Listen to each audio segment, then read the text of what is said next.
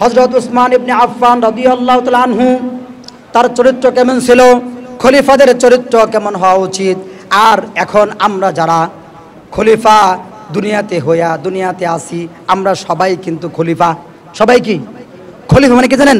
প্রতিনিধি। খলিফা মানে কি? আল্লাহর প্রতিনিধি। আপনি কার প্রতিনিধি? দুঃখের বিষয়, আল্লাহর প্রতিনিধি হইয়া আপনি শয়তানের প্রতিনিধি কাজ করেন। আপনারা পাঠাইছে আল্লাহ, আপনি আল্লাহর প্রতিনিধি হইয়া শয়তানের কথা মোতাবেক কি করেন? কাজ করেন। শয়তানের কথা মোতাবেক চলেন। প্রতিনিধি কার? কাজ করেন কার? কি বলেন? একজনের প্রতিনিধি কাজ করেন আরেকজনের। হযরত উসমান ইবনে আফফান রাদিয়াল্লাহু তাআলা আনহু তিনি বলেন, যখন রাসূল মক্কা থেকে মদিনায় হিজরত করে আসলেন, আসার পরে মক্কার ভিতরে এমন একটা পানির কুয়া ছিল না, একটা সুন্দর কুয়া ছিল না, পানি খাওয়ার মতো কোনো কুয়া ছিল না। একটা কুয়া ছাড়া বীরে রুমা। কুয়ার নাম কি? বীরে রুমা। এই বীরে রুমার কুয়াটা অনেক সুন্দর ছিল, এটার পানিও অনেক মিষ্ট ছিল এবং এটার পানি খাওয়া যেত, ব্যবহার করা যাইত, পশু পক্ষী জীবজন্তু জানোয়ারকেও খাওয়ানো যাইত। অন্য কোনো কুয়ার পানি এরকম সুন্দর ছিল না, ভালো ছিল না। রাসূল ঘোষণা করলেন, হে মদিনাবাসী, তোমাদের মধ্যে এমন কে আছে এই বীরে রুমা ইহুদির, ওইটার মালিক ছিল ইহুদির কাছ থেকে খরিদ করে মুসলমানদের জন্য ওয়াকফ করে দিবে। তোমাদের মধ্যে এমন কে আছে? হযরত উসমান ইবনে আফফান রাদিয়াল্লাহু তাআলা আনহু বলেন, ইয়া রাসূলুল্লাহ, আমি উপস্থিত। যত টাকা লাগে ওই বীরে রুমা খরিদ করে আমি মুসলমানদের মধ্যে দিয়ে দিব। রাসূল বলেন, তাড়াতাড়ি যাও, খরিদ করো। ইহুদির কাছে গেল, যা বলল, ইহুদি, রাসূল তোমার এই কুয়া খরিদ করতে বলেছেন, তুমি বিক্রি করো। ইহুদি বলে, আমি বিক্রি করব না। উসমান বলে, কি দাম পাইলে তুমি বিক্রি করবা সেটাই বলো। রাসূল বলেছেন, এই কুয়া খরিদ করতে হবে। আমি রাসূলের কাছে ওয়াদা দিয়েছি, আমি এই কুয়া খরিদ করে মুসলমানদের জন্য ওয়াকফ করে দিব। তুমি বলো কত দাম চাও। ইহুদি স্বাভাবিকভাবে কুয়ার যে দাম থাকে, স্বাভাবিকভাবে কুয়ার স্থানের যে দাম থাকে, ওই দাম থেকেও আরো 10 ডাবল বেশি দাম চাইল। ইহুদি বুঝতে পারছে বান্দা এই জিনিস খরিদ করবে। কি বলেন?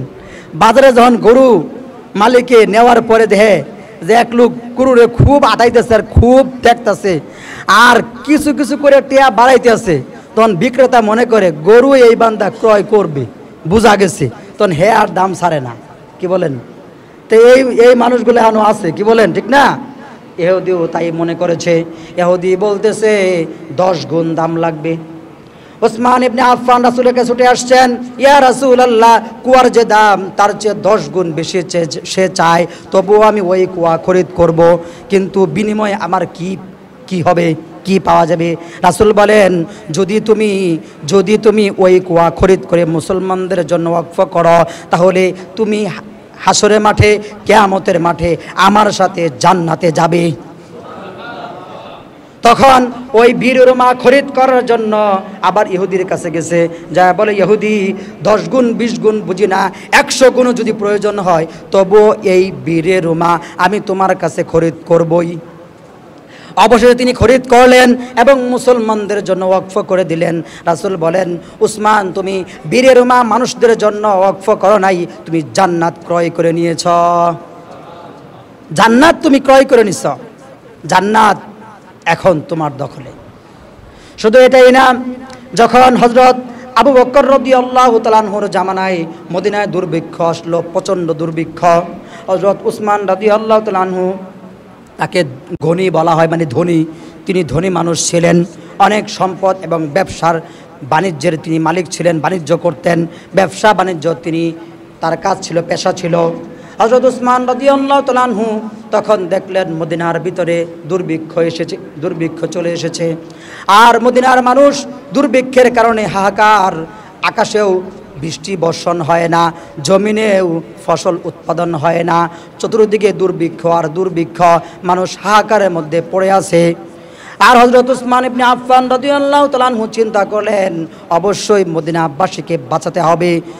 সেই শাম থেকে, সিরিয়া থেকে, ইয়ামন থেকে 1000 উট বোঝাই মাল তিনি খরিদ করলেন এবং তিনি মাল খরিদ করে মদিনায় নিয়ে আসলেন।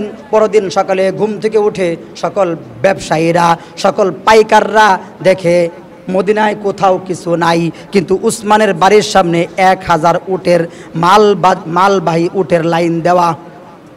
মালবাহী উটের কি দেওয়া? সবাই তো অবাক, সবাই তো হতবাক, কি হলো, কোথার থেকে এই মাল আসলো, কোথার থেকে এই মাল আসলো, এত মাল কোথা থেকে আসলো? মদিনাবাসীর জন্য যদি এই মাল এসে থাকে তাহলে কতই না ভালো হবে। মদিনার মানুষদের অনেক দুর্ভিক্ষ চলতেছে। সকল পাইকাররা উসমান রাদিয়াল্লাহু তাআলা আনহুর সামনে, দরজার সামনে জমা হয়ে গিয়েছে। হে উসমান রাদিয়াল্লাহু তাআলা আনহু, আপনি এই মালগুলো আমাদের কাছে অল্প লাভে বিক্রি করে দেন। অল্প লাভে কি করে দেন? বিক্রি করে দেন। আপনি অল্প লাভে বিক্রি করেন। উসমান রাদিয়াল্লাহু তাআলা আনহু বলেন, হে মদিনার ব্যবসায়ীরা, কয় টাকা লাভ দিবা? কয় বিদের হামাইনে 2 দিরহাম। 2 দিরহাম প্রতি মালে 2 টাকা করে লাভ দিব। 2 টিয়া আঙ্গুর 2 টিয়া না, এই 2 টিয়া মানে কম পক্ষে বর্তমান বাজারে 2000 টাকা। 2000 প্রতি মালে আপনাকে 2 দিরহাম লাভ দেওয়া হবে। উসমান বলেন, হয় নাই, এর চেয়েও আমাকে বেশি দেওয়া হয়ে গিয়েছে। সুবহানাল্লাহ। পাইকাররা বলে, আমরা 4 দিরহাম দিব। উসমান বলে, হবে না, এর চেয়েও আমাকে বেশি দেওয়া হয়ে গিয়েছে। পাইকাররা বলে, ঠিক আছে 6 দিরহাম দিব, প্রতি মালে 6 দিরহাম লাভ দিব। উসমান বলে, হবে না, এর চেয়েও আরও বেশি দেওয়া হয়ে গিয়েছে। তখন মদিনার ব্যবসায়ীরা আর পাইকাররা বলে, হে উসমান, আপনি মদিনাবাসীর দুর্ভিক্ষ দেখতেছেন, মদিনাবাসীর সমস্যা দেখতেছেন, আপনি মালের দাম বাড়াইতেছেন, লাভ বাড়াইতেছেন, কমাইতেছেন না। আপনি যদি কম লাভে দিয়ে দেন তাহলে তো সবারই উপকার হয়, মদিনাবাসীর উপকার হয়। আপনি কেন লাভ ছাড়তেছেন না? আপনি লাভটা একটু ছেড়ে দেন। আর আমাদের চেয়েও আমাদের জানামতে মদিনার যারা ব্যবসায়ীরা আছে সবাই তো আমরাই, কে আপনাকে এর চেয়ে বেশি দিল? আপনারে এর চেয়ে বেশি দিচ্ছে কারা? আমরাই তো মদিনার সব ব্যবসায়ী, আমরা এখানে উপস্থিত। তা আমরা আপনার 6 দিরহাম বলছি, আপনি দেন না, বলেন এর চেয়েও বেশি দিছে। আপনি একটু কষ্ট করে হ্যাঁ নামটা একটু কন যে আপনারে কে বেশি দিচ্ছে, কে আপনারে বেশি দিচ্ছে? হযরত উসমান ইবনে আফফান রাদিয়াল্লাহু তাআলা আনহু শাহাদাত আঙ্গুলি আকাশের দিকে তাকায়া বলেন, আশহাদু আল্লা ইলাহা ইল্লাল্লাহ ওয়া আন্না মুহাম্মাদুর রাসূলুল্লাহ। আমি সাক্ষ্য দিচ্ছি আল্লাহ ছাড়া কোনো মাবুদ নাই, হযরত মুহাম্মদ মুস্তাফা সাল্লাল্লাহু আলাইহি ওয়াসাল্লাম তিনি আমাদের রাসূল। তিনি আমাকে প্রত্যেকটা মালের বিনিময়ে 10 গুণ সওয়াব বাড়ায়া দিয়েছেন। 10 গুণ সওয়াব বাড়ায় দিয়েছেন। তোমরা তো 6 পর্যন্ত আসছো, এখনো 4 দিরহাম বাকি। তোমাদের ব্যবসার লাভ যেখানে শেষ, তোমাদের লাভ দেওয়া যেখানে শেষ, আল্লাহ পাক রব্বুল আলামিন আমাকে লাভ দেওয়া সেখান থেকে শুরু। সুতরাং আমি তোমাদের কাছে অল্প দামে মাল বিক্রি করব না, অল্প লাভে মাল বিক্রি করব না। আল্লাহ পাক রব্বুল আলামিন আমাকে প্রতি মালের বিনিময়ে 10 দিরহাম লাভ দিয়েছেন। এই জন্য আমি এই মালামালগুলো পুরাপুরিভাবে মদিনাবাসী মানুষদের জন্য বন্টন করে দিলাম, দান করে দিলাম। বলেন সুবহানাল্লাহ। খলিফাদের চরিত্র বুঝেন না কীরকম? খলিফা একেই বলে খলিফা, মানুষের জন্য চিন্তা করেছে। আর এখন যারা আমেরিকার ভারতের স্টাইলে চলে, ওরা চিন্তা করে কিভাবে মানুষের পকেট থেকে টাকা কেটে কেটে এনে আমাদের পকেটে ঢোকানো যায়। কি ঠিক কিনা? আপনি আপনার বাড়িতে মোটর গাড়বেন, তাও নাকি ওদেরকে টাকা দিতে হবে। কি জ্বালা! এই যে মানুষ জ্বালার ভিতরে পড়েছে।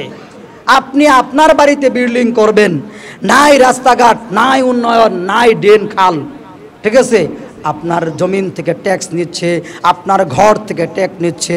কয়েকদিন পরে আপনি যে গরু বাছুর লালন পালন করবেন ওইখান থেকেও ট্যাক্স নিবে। ট্যাক্সটা এমন নিচ্ছে যারা ফার্ম করে, ওদের কাছে নিচ্ছে যারা ব্যবসায়ী। কিন্তু আপনি যে একটা গরু বাড়িতে মানে লালন পালন করতেছেন, সামনে কুরবানি তো আপনি বেচবেন, ওইটার থেকেও ট্যাক্স নিবে।